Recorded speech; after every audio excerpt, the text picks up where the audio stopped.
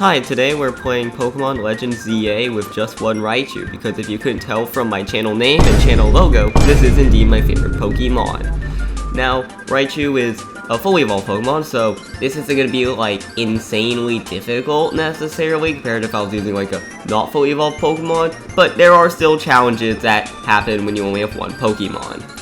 Now, we weren't able to do the Zac fight or any of the fights before that, since the game restricts your ability to use cafes, which would make it really hard to evolve my Pichu, which I obtained legitimately, into Pikachu because that's a friendship evolution, which means that the first fight we get to do with the Raichu as like major thing is this Bunnelby, and it's only really major because there's Earth Power, which is really bad when your only Pokemon is an electric type, and also not exactly super high level at the moment.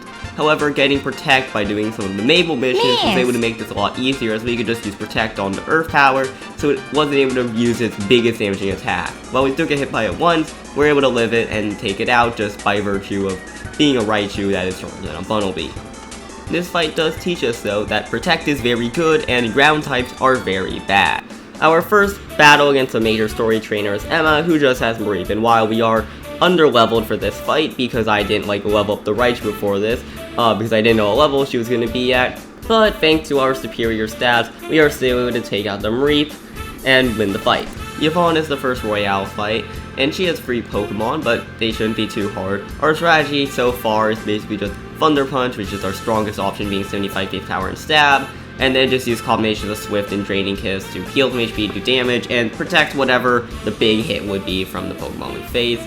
This strategy works pretty well now, as we have the stats advantage, and Thunder Punch is still decently strong for this point in the game, but later in the game the fights will get harder, and we'll need to kind of add a bit more to it. But for this fight, it is very smooth sailing, and we're going to be able to move up to rank X. Our first Team MZ battle is against Naveen, and this shouldn't be too hard, because his team is not really the best at this point. I mean, Spinarak we just one-shot with Thunder Punch, although we do get the crit. Sableye is weak to our Draining Kiss, and so will the Scraggy after. Naveen shouldn't be too hard in the future. He'll be harder than Lita, because Lita has some water types on her team, but easier than Tawny, who will have Megas in our next battle with her, and also just has a better team overall. Our first fight that actually gave us trouble is Zavi, and I think it's mainly just because this is the first one that I couldn't really brute force.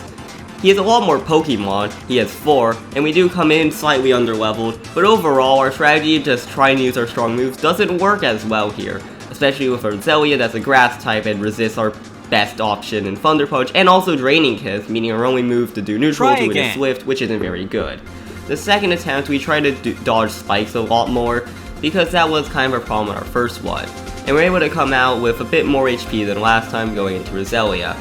Now once again, Roselia also has spikes, and also Magical Leaf, which is a ranged move, which doesn't work as well against our strategy, which kind of has developed now into just kind of trying to run away and then getting close when we need to. Although the strategy would work better if we had more ranged attacks than just Swift, we are able to get past Roselia with only 5 HP, and I figured Kadabra would be a problem, but it just went for Reflect and we hit it before to get it set up, and then finished it off with Swift for a pretty easy 2-shot. But Furfrou comes in and we just don't have enough to take it out. For this next attempt, we switch our item from the Quick Claw, which would make our moves come out really fast, but only 10% of the time, to the Citrus Berry, which will be more consistent and heal us a bit when we're at half health. This should be useful, as this will make sure we have a bit more health going into the Furfrou, and that way we can actually fight against it more. Roselia made it drowsy, but that's not as bad as Sleep is in the actual game, and while our move cooldowns take longer, we're still able to take out Kadabra without taking any damage at all, which is very good. And this leaves us with a lot of health going to Furfrou and the Citrarian attack, and this is one where they only have kind of close range attacks, so you're able to do the run away strat, wait for the move cooldowns to go down, and then take it out to win the fight, and move us up from rank X into rank W after getting that W. That's a bad joke, man. Anyways, moving on, now we have Lita, who shouldn't be too hard as the first Pokemon is Clauncher, and that is a water type, and we love water types here because we can one-shot them with Thunder Punch.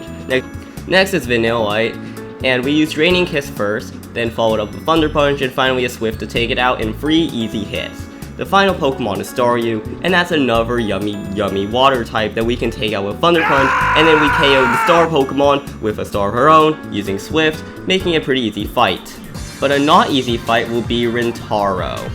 It's a Simisage, and like the Roselia, grass types are bad. This one thankfully doesn't resist Draining Kiss, but that's a 50 base power move. We're still not really doing that much to it. We have the Quick Claw again because we only have so many citrus berries. I probably should have spent time like actually trying to get items, but I figured this would be a lot easier to do, and we took out Simipour really easily. But with Simisear coming in, we only have 27 HP, and while we try to wait out the Flame Wheel so we can protect it, then protects our Swift, we don't do much of Draining Kiss, but overall we just don't have enough HP, and we get taken out.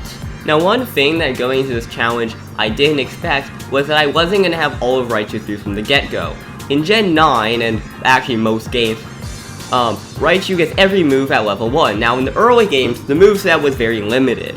But in the modern games, Raichu basically just has access to like Thunderbolt, Iron Tail, and basically anything you could ever want at level 1, which makes the solo run with it a lot easier since you also have really good moves at the beginning. However, in this game, they fixed that and we don't have that.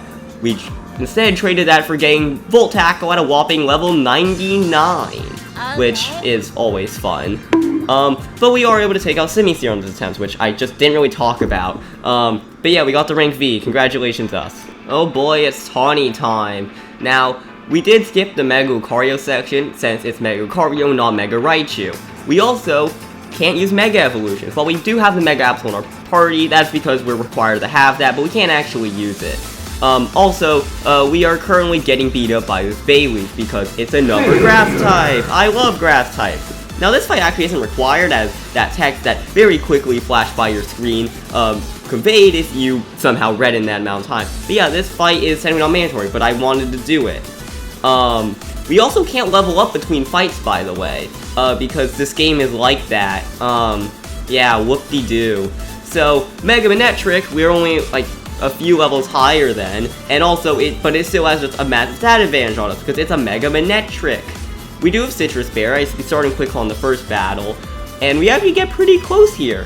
But overall, we just aren't strong enough. However, I realized that we have Thunderbolt now, because once again, it's a level up thing, and I'm not used to having level up moves, as I previously discussed on Raichu.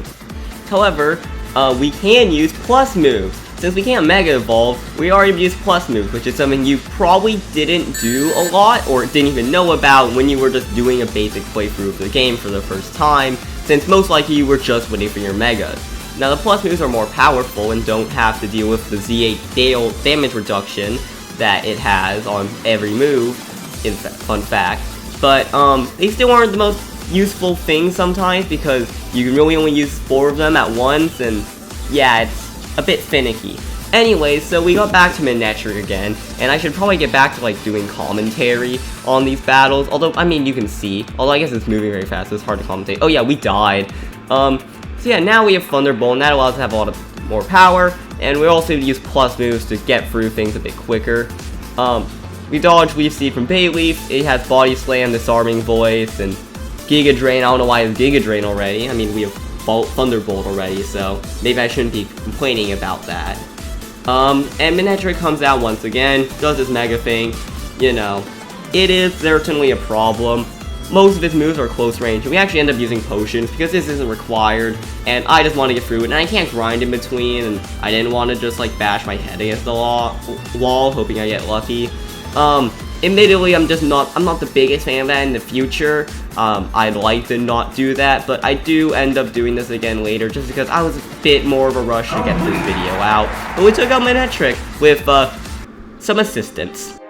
Alright, now it is time for Vinny.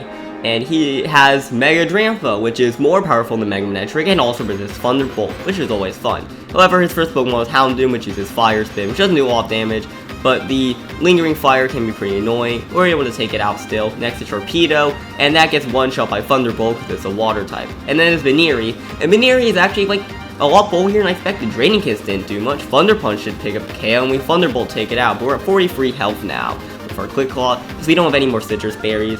I think I probably should have like taken the time to get a better item, or heck, even like the Brick Break TM would have been good for this, but I am stubborn and in a rush, and I forgot where it was.